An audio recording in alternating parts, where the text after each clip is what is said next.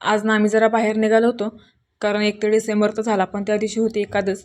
परत दुसऱ्या दिवशी आला गुरुवार, त्यामुळे काही चिकन काही खाता झालं नाही. चला म्हटलं आज ना काही नाही, आज आपण चिकनच घेऊन येऊया. आता चिकन तर आणलं होतं, पण आमची सुरुवात इथनं असती, ती म्हणजे भांडी घासण्यापासून. आता सकाळच्यामध्ये भात केला होता, पण तो काय आम्हाला संपला नव्हता. चला म्हटलं तो पहिला प्लेटीमध्ये काढून घेऊया आणि मग सगळी भांडी मग घासायला नेली. मग इकडे एका कढईमध्ये ना सगळं चिकन ओतून घेतलं आणि मग 2-3 पाणी न्यायला ना स्वच्छ धुवून घेतलं. म्हटलं पहिला कांदा कापून घेऊया फोडणीसाठी.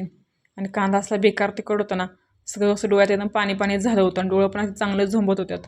तरी पण पटपट असा घेतल्याला कापून गॅसवरती कुकर ठेवला, त्याच्यामध्ये तेल टाकलं, कांदा आणि थोडीशी हळद टाकून ना त्याच्यामध्ये चिकन टाकून चांगलं हलवून घेतलं.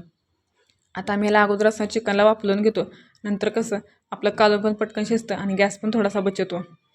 चला म्हटलं पहिला मसाला करून घेऊया, नाहीतर लाईट गेली की सगळं आपलं चिकनच व्हायचं.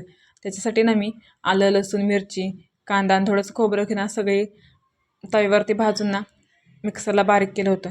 आता गावाकडे कुटाणा आपण करत नाही, पण पुण्यात राहायचं म्हणजे चांगलं थोडं चवीला लागण्यासाठी ना हे असे एक्सपेरिमेंट करायला लागतो. मग कालवण टाकलं आणि त्याच्यात भरपूर अशी कोथिंबीर टाकली. आता म्हटलं कालवण शिजते तर म्हटलं लेकाचा अभ्यास घ्यावा, पण बहुतेक त्याचा काय मूड नसावा आणि तो मलाच मोठ्या मोठ्या बाता सांगत होता. जाऊ दे म्हटलं, हा काय अभ्यास करायचा नाही. मग मी जरा बाहेर गेले आणि मग थोडा जरा गॅलरीत उभी राहिले. म्हटलं कालवण शिजते तर थोडा वेळ थांबावं तरी. घरातलं सगळं काम झालं होतं, मग जरा गॅस पुसायला घेतला. आता जेवायच्या अगोदर एका दुसरं काम केलं ना की जरा बरं वाटतं. तेवढंच कसं जरा जेवताना आनंद हो, काहीतरी काम कमी झाल्याचा. मग काय आपला मस्तपैकी असा गॅस वगैरे पुसून झाला होता. मग सगळ्यांची ताटं वाढायला घेतली आणि आजचा बेत ना आपला असा काहीसा होता. चला तर मग आजच्यासाठी नाही एवढंच, भेटूया पुढच्या ब्लॉगमध्ये.